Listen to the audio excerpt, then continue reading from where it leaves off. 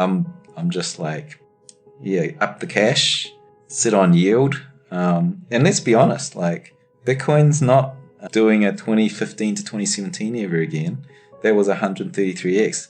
Like the only way it's going to do that is the Armageddon, financial Armageddon, where you don't even care what the US dollar is worth because it's hyperinflated away. And I don't think that's going to happen. I mean, I have a lot of people that ask me, what's my plan for the top of the bull market? Because they're used to nuclear winters, right? 4-year cycles. And like my plan is always in operation, which is to take money to cash consistently. So I have because I don't believe in bull, bear, 4-year cycles and nuclear winters. I think we're just doing more of the same. This is the second time we've gone up and we've retraced more than 50%, and then we're going up, and they're just choppy. It's just choppy times, and so you don't want to be overexposed. You don't want to be all in. You don't want to be all in and then on leverage, because when it pulls back 50%, you're going to be freaking out. There's a thing about freaking out is the most tragic thing about freaking out is not the pain of freaking out, but the loss of your IQ. When you're freaking out, you don't think straight, and you do the stupidest things like sell the absolute bottom, because now you've got to cover the pain you're under and the sleepless nights because you were overexposed. So really, it's always like I've always got a chunk in cash, even though maxis, like us, I'm also could consider myself a maxi when I talk about Bitcoin as a monetary standard, but us maxis like to think all in and never hold that dirty sinking fiat. But I'm just practical. It's like I'm going to have this percent. I think it's like, well, my minimum is always have 10% in cash, and that 10% in cash, I know that like that's self-preservation of my ability to think. Right, so that's my strategy is to have between 10 to 20. I probably want to ramp it even 20 to 30%, maybe even 40% in cash as we go into this year. But I would say that it's because like cash, we can currently yield on cash, and we can beat the monetary dilution that the Fed's printing. I'm looking for high yield on USD, and honestly, that's better than real estate, real estate growth. So my thing is now to go like 2 liquid buckets. One is, crypto, Bitcoin, predominantly. The only thing I hodl is Bitcoin. And then I have stable coins that are yielding. And then I have the speculative thing called a exchange account, which holds any number of shit coins and trades or leverage instruments, and that's my exposure to the exotic stuff, including altcoins. If I ever buy Ethereum, I'm only buying it on the exchange. Maybe that's wrong. You're not cold storage it. I never cold storage unless it's like I'm playing DeFi. Then you have to use Ethereum networks. Take me to the cleaners every time I click some MetaMask wallet. It's what it's like, $200 per transaction, doing some very interesting, innovative smart contract. No, I mean it too. It's like, it's cool experiments, but gosh, it's you got to be trading like a lot of money before that gas fee's worth it compared to like doing something on the exchanges.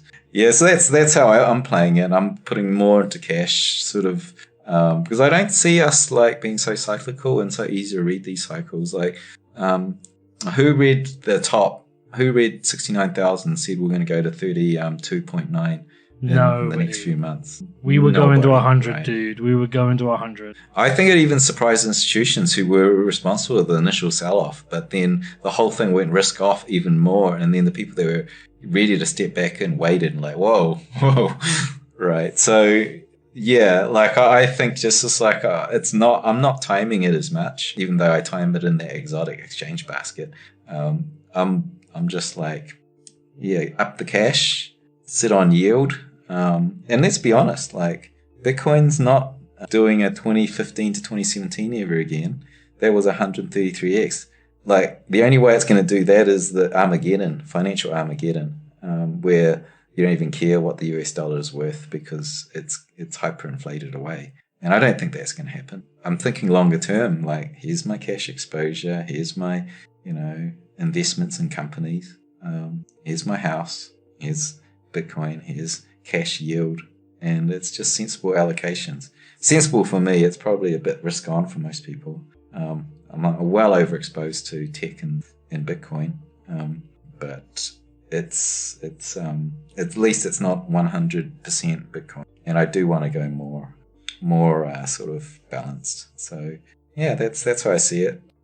Before we continue, help us clicking that YouTube like button and subscribe now to our channel. This shows the algorithm that you valued this information. And it helps us spread that message. Sharing is caring. And now, let's continue. I looked at the stock to flow model, and the next 4 years, if it plays out and we're underperforming it, and I don't think it's going to hold because of this new flow coming in, that's about 110% annualized. If you're in cash yield, you can get from 20 to 50% annualized. So US dollar's got its place, because if you're in cash yield, what's your maximum drawdown in any 1 month? It's positive. It's never a drawdown unless you get unless your instrument is highly exotic and it breaks down, you're yielding off a DeFi network that's on Ethereum that just completely got hacked or something. But that's not what I'm talking about. We're coming to a point where Bitcoin's growth going from a $1 trillion asset class into 10 trillion, the rate at which it's going to go. If you're into exotic investments, which Bitcoin's kind of still in that basket, you can now sort of look into early stage VC, early stage seed and VC baskets that can reach that kind of performance. Yeah, back in you see how the success of Coinbase floating for over $100 billion. That was an investment. Was it in 2011, 2012 or something? The guys that invested in Coinbase did not outperform Bitcoin. They would have got twice as much money if they just held their Bitcoin. And that was the most successful float we've seen so far of a Bitcoin-based or a crypto-based company. So it was always about just keep it in Bitcoin. But now we're in this phase where 110% annualized in an exotic instrument, you could do that from VC if you get the right bet. And so, yeah, it's an interesting time. I don't think we're in that era now where how we thought about it in 2012, 2013, 2014, where this thing, when it goes, it's life-changing money. It's just a very sensible investment that's high volatility, it's high gain, and it certainly should be a part of most people's investment portfolio just to balance out the other things. But it's not a go to the moon vehicle, like $1 turns into $1 million. Those days are over for Bitcoin. Maybe if you got a punk and minted it for free and now it's multiple millions, that's your vehicle for that. And I think the kids know that, right? The young ones are trading these things and they're really getting into it. And I think good on them. Why not? That stuff is there. Do you want to know one thing about crypto? I made over 3,000% in profit in a few weeks. Fact is, the traditional financial system, the traditional money system makes you poor, not rich.